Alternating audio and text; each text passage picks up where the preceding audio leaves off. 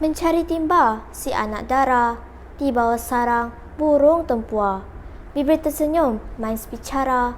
Assalamualaikum untuk semua. Nama diberi Nur Naili Batisha Pita Azlin, pelajar tahun 5 di Sekolah Kebangsaan Bukit Lintang. Saya merupakan wartawan TVPSS di sekolah saya. Penglibatan saya di sekolah tidaklah terhad dalam bidang akademik, malah saya juga aktif melibatkan diri dalam bidang kokurikulum. Sebagai contoh, saya telah terlibat dalam salah satu program badan beruniform Pandu Puteri Tunas pada peringkat kebangsaan, iaitu Projek Supernama Flora dan Faunaku sempena program Pandu Puteri Tunas Malaysia Connect secara dalam talian peringkat kebangsaan.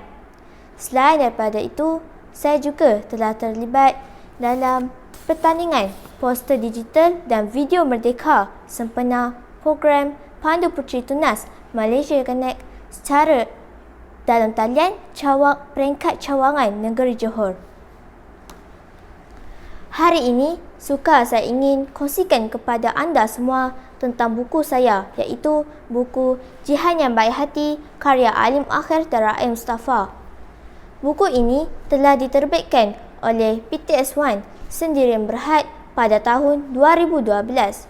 Buku ini mempunyai 125 muka surat dan penceritaannya dibahagikan kepada 4 bab.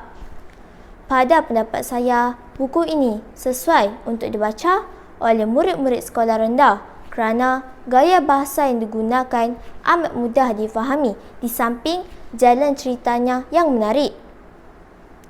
Buku Jihan Yang Baik Hati ini menceritakan tentang seorang puteri yang gemar membuat kebaikan. Sifat-sifat baik Puteri Jihan menjadikan dia seorang puteri yang begitu disayangi. Sifat kepimpinan Puteri Jihan jelas dilihat ketika beliau mendidik ketua pelayan istananya, iaitu Yumna, yang pada mulanya amat kasar dengan pelayan istana lain. Perubahan sikap Yumna daripada seorang yang kasar kepada seorang yang lemah lembut amat disenangi oleh pelayan istana lain. Yumna amat berterima kasih kepada Puteri Jihan. Selain itu, Puteri Jihan juga terkenal dengan sikapnya yang suka memaafkan orang lain. Kejadian seorang pemuda, iaitu Huda, yang cuba mencuri pinggan emas di istana amat memberikan kesan kepada saya. Hal ini kerana Puteri Jihan telah bertindak untuk tidak terus menghukum Huda, tetapi menyiasat terlebih dahulu punca pemuda itu berbuat demikian. Akhirnya, Huda diterima untuk bekerja di istana demi menyarah bapanya yang sakit. Puteri Jihan juga seorang yang sangat bertanggungjawab. Ketika bapa saudaranya menghantar Alif, sepupunya, ke istana, Puteri Jihan telah menawarkan dirinya untuk menjaga Alif. Puteri Jihan telah membawa Alif keluar bersesar ke pekan. Di sepanjang perjalanan, Alif telah menunjukkan sifat dirinya yang angkuh dan sombong terhadap masyarakat. Alif berasa bangga kerana dia berasal daripada kerabat diraja. Namun, Puteri Jihan telah menyedarkan Alif bahawa pangkat dan darjat itu tidak penting. Apa yang lebih penting adalah sikap saling menyayangi antara satu sama lain. Pada bab terakhir dalam buku ini, penulis sekali lagi telah menonjolkan sisi mulia Puteri Jihan sebagai seorang yang beriman kepada Allah SWT. Ianya dapat dilihat apabila Puteri Jihan dan sahabatnya Puteri Najlah telah menyertai sebuah pertandingan gubahan bunga.